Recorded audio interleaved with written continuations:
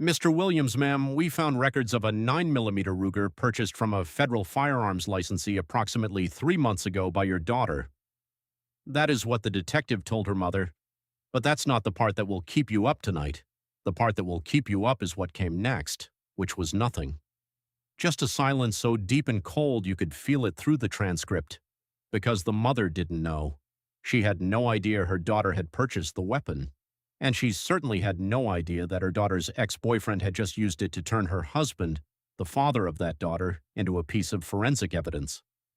Before we go deeper into what the documents actually show, make sure you're subscribed to Audit the Case, because we don't just cover the story, we follow the evidence. This story requires a visual anchor, and here it is. Imagine a 4-inch thick stack of police reports, purchase receipts, ballistics match notices, and cell tower ping data. Now imagine setting that stack on fire and watching the edges curl. That fire is what happened to this case. The evidence burned, the house burned, the guns were dismantled and burned. The entire investigative trail was systematically set on fire by a man who believed that if he just created enough heat, the physical proof of what he had done would turn to ash. But here is the problem with arson as a strategy for hiding a crime. It doesn't destroy the electronic records, it doesn't destroy the surveillance footage, and it definitely does not destroy the one thing he forgot to consider: the sheer persistence of the people who watched him do it.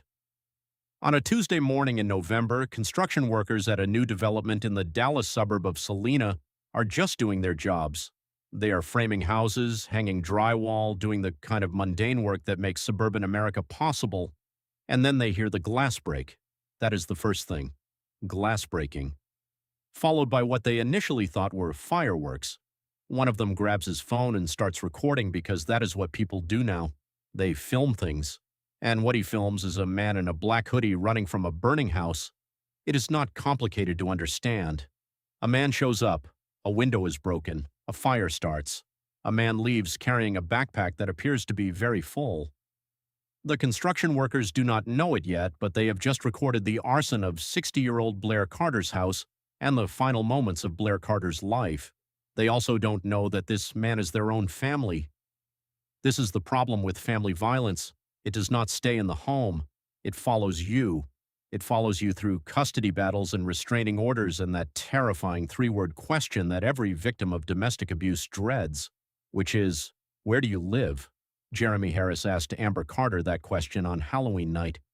He was intoxicated. She was intoxicated.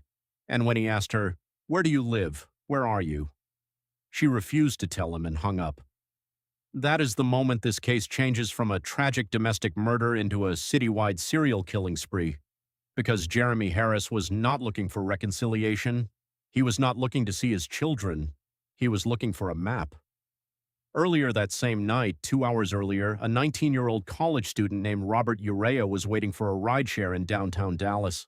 A white Ford Taurus with tinted windows pulled up and the driver beckoned him over. Robert approached the car and that was his last step. The driver shot him in the chest. He fell into the middle of the intersection and bled out before anyone could help him. No enemies, no criminal history, no reason to be targeted. He was just a kid at the wrong intersection at the wrong moment, while a man who had just been refused his ex-girlfriend's address decided to take his rage out on literally anyone. This is the terrifying thing about this case. The murder of Blair Carter was personal. The others were not. They were collateral damage in a one-man war against the entire city of Dallas. Here is the moral refrain for this video. It is a question, but it repeats. Was she involved or was she afraid? Was she involved or was she afraid? We will return to that. On November 14th, 2 weeks after Robert Urea was killed, Jeremy Harris gets into his girlfriend's black Chevrolet Suburban and drives to a gas station in northwest Dallas. There he finds Adam Delrow, a 36-year-old man who was panhandling. Adam approaches Jeremy's SUV hoping for spare change. Instead, he receives 9 gunshot wounds across the length of his body. He died holding his sign.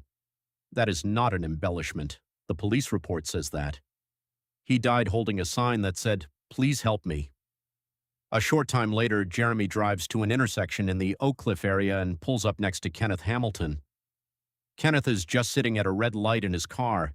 He is 57 years old. He has a family. He has a life. and Jeremy,